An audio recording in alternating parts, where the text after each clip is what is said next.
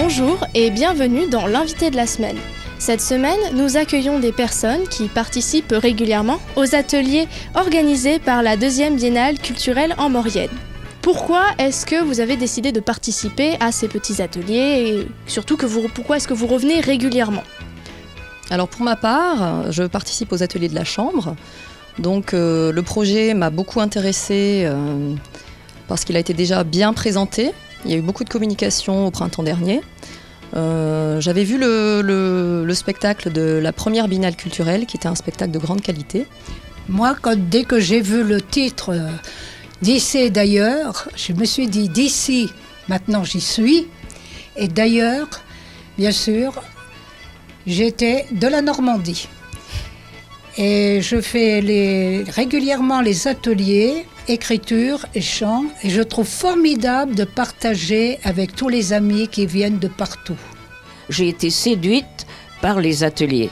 Travailler avec des gens compétents sur l'écriture et le chant, pour moi, c'était quelque chose, une opportunité vraiment formidable. Une grande chance pour moi. Donc je les ai suivis depuis le début et je les gérerai jusqu'à la fin. Très bien. Et nous voulions aussi savoir, maintenant ça fait bientôt plusieurs mois que vous assistez aux ateliers et précédemment aux passerelles comme vous l'avez dit. Durant ces ateliers, qu'est-ce que vous ressentez, comment vous vous sentez et qu'est-ce qui vous donne envie après d'y aller encore une fois ? Qu'est-ce qui vous pousse en fait ?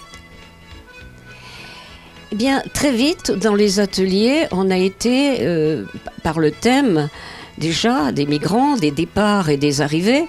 On a été plongé dans nos souvenirs, dans tout ce qui avait été nos migrations personnelles à nous, et puis de remettre ça à la surface, de ranimer certains souvenirs qu'on avait un peu oubliés.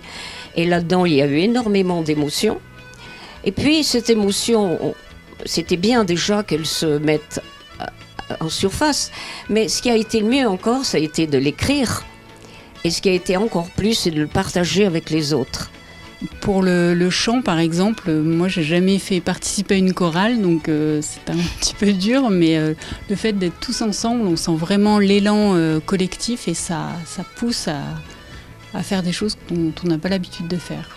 De mon côté, c'est plus un défi musical, en fait. C'est avoir à la fin pouvoir chanter en plusieurs langues, français, italien, turc, arabe. D'accord. Et si vous aviez un mot à dire ou quelque chose à dire aux personnes qui nous regardent pour leur donner envie d'aller voir ce spectacle qui aura lieu à la salle de la Croix des Têtes à Saint-Julien-Mont-Denis, qu'est-ce que vous diriez ? Moi, je pense que tout dépend ce que vous avez vécu, mais il y aura forcément des passages qui vous parleront et dans lesquels vous pourrez vous identifier. Maintenant, il y a des nouveaux étrangers. Il faut que tout le monde les accepte. Et je pense que ce spectacle, c'est fait pour que tout le monde vienne, pour voir qu'on est tous égaux. Eh bien, merci beaucoup. Tous vos témoignages étaient formidables et on vous remercie vraiment d'être venus aujourd'hui pour présenter votre spectacle.